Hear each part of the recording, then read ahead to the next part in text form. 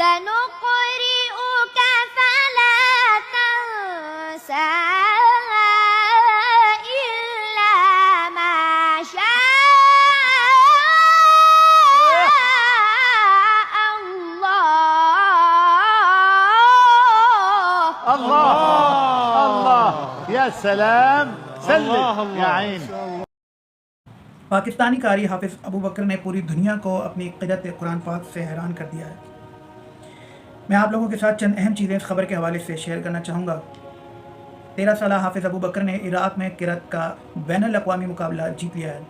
حافظ ابو بکر نے ایک آیت کو 8 لہجوں میں پڑھا اور حافظ ابو بکر پاکستان کے شہر مانسہرہ کا رہنے والا ہے.